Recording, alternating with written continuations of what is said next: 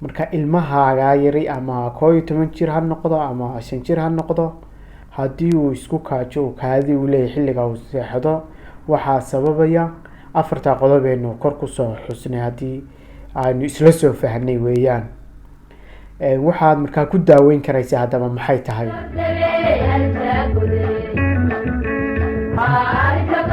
warahmatullaahi wabarakaatu. kulanti wanaagsan, waa wiilkan maxamed cabdilaahi.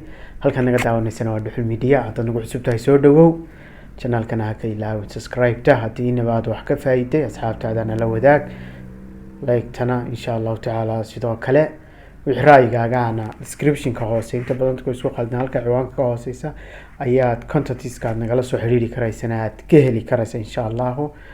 barnaamijkeena wuxuu yar daba socdaa haddii lahayd mayna inaan xoogaa yar dul istaago barnaamij su-aalo badan igaga yara yimaadeen oo ahaa kaadi baxsadka aynu ka hadlaynay hadeerto isbuucan.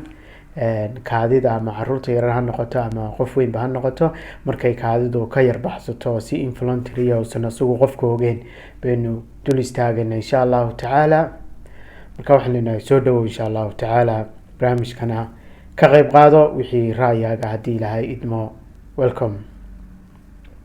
sidaan barnaamijka hore kusoo sheegnay inta badan kaadi baxsadka wax iska normala marka caruurta yar laga hadlayo ilaa 7 jir 5 jir markay yaryar yihiin waa lagu arkaa inta badan inay habeenkii isku kaajaan oo barweetin ay sameeyaan kadibna ay ka baskoodaan caadi ay noqdaan ilaa adugu waxaa la yidhaahdaa 50% haddii 11 marmar way la gaadhaa laakiin wixii intaa ka sarreeya marka waa xaalad caafimaad oo medical problem baa jira, medical caafimaad ahaan baa markaa jirta. marka haddaba aynu leenahay inta badan caruurta maxaa ku sababa inay habeenkii isku gaajaan ama habeenkii ayagan sugeen ay kaadi ka timaado.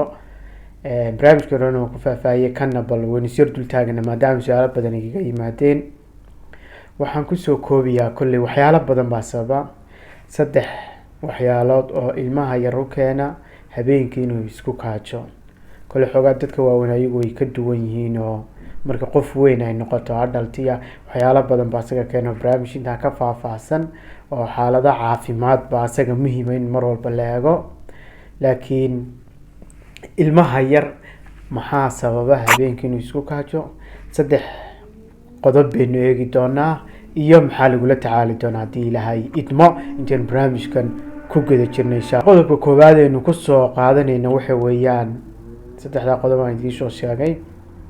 ilmaha yar haddaad ku aragti inuu habeenkii isku kaajayo ama markuu seexdo baynu nidhaahno ay kaadi ka imanayso, haddii ilmaha yar psychological factors badan oo problem xagga maskaxdiya ay markaa haysteen, haddii ilmaha yar la dilo oo ama iskuulka lagu dilo ama xaafadda lagu dilo, hadduu bullying ama waxyaala ciyaalka yaryari uu kala kulmo iskuulkiisii ama xaafaddu la deganaa, psychological problem badan uu ka maqlo waalidkii dad badan oo is haysta xaafadda dhexdeeda saameyn bay ku yeelataa ilmaha yari.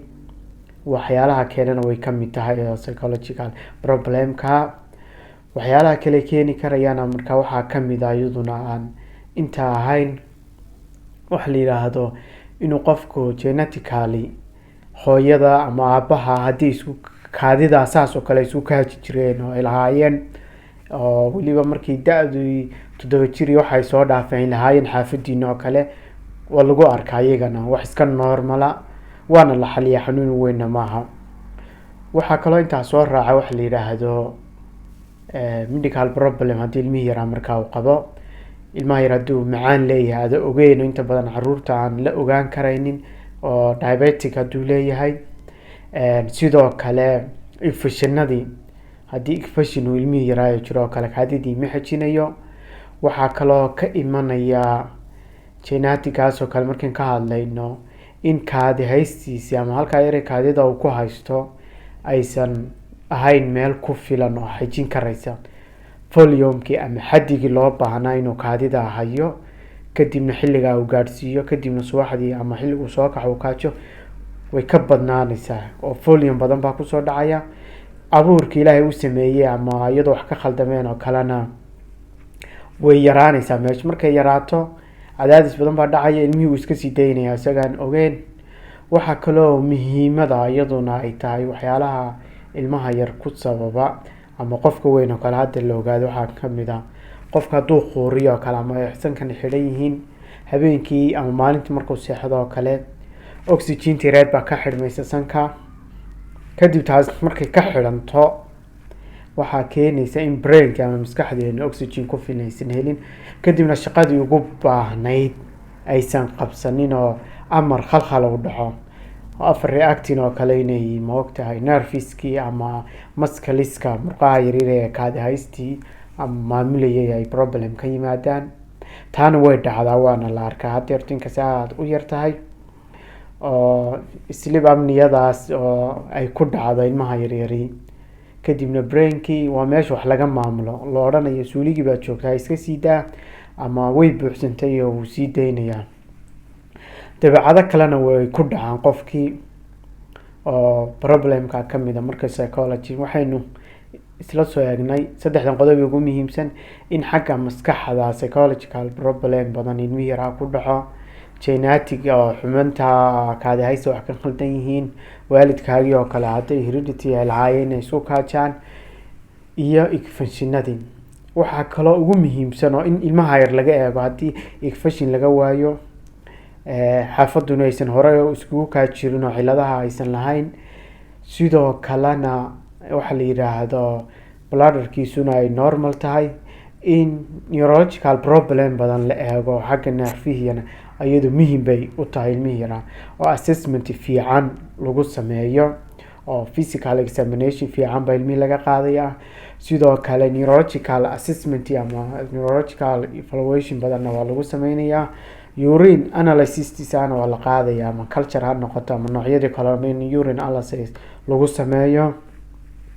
kadib tastiyo badan baa moogtahay jira oo lagu qaado uroflowmetry mid la dhahaa baa iyaguna jiro tastiyo badan. markaa dhakhtarka ugu muhiimsan markaad u tagtid waxay tahay halkaynu u fadhino maadaama aynan isi soo gaari karin badankeednu inaynu mar walba qofku la wacyigeliyo xilli hore si uu u tago goobi caafimaadka. marka ilmahaaga yari ama 11 jir ha noqdo ama 5 jir ha noqdo, haddii uu isku kaajo kaadi uu leeyahay xilliga uu seexdo, waxaa sababaya afarta qodobeenu kor kusoo xusnay haddii aynu isla soo fahnay weeyaan. waxaad markaa ku daaweyn karaysaa haddaba maxay tahay daaweyntu? markaad dhakhtarkii la kulantid, dhakhtarku wuxuu eegayaa historygii family-kan iyo maleeyihiin reerkooda isku soo kaa jirin. taa markuu ka gudbo examinationkii uu sameeyo inuu kor usoo sheegin physical examinationka ha noqdo ama neurological examination ha noqdo ama urine analysis ha noqdo, intaas buu u sameynayaa. kadib wuxuu kaloo eegaya ilmaha yar xaaladdu ku sugan yahay, ma mid baqdineed ba miyaa la yar dilaa, ma buulin badan buu kala kulmaa bulshada uu ku dhex nool yahay oo psychological problem badan miyuu haystaa. kadib markuu intaasoo dhan eego wuxuu soo gudbiyaa medicalkii aynu soo sheegaynay oo nerfiskiisan iyo weyn si wacan moogtahay loo eegaa, bladderkiisani sax ma tahay oo sidii loogu talagalay ma u shaqeynaysaa.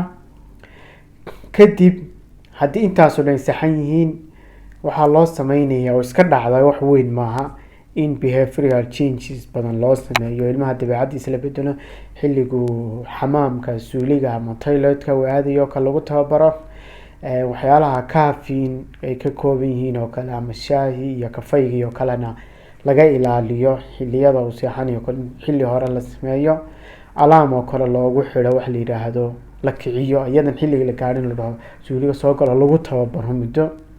inta hadday wax ka qaban weydinna waxay noqonaysaa dawooyin baa la siiyaa oo lagu dawo aad u fiican baa jirto ilmihii markaa ka caawinaya.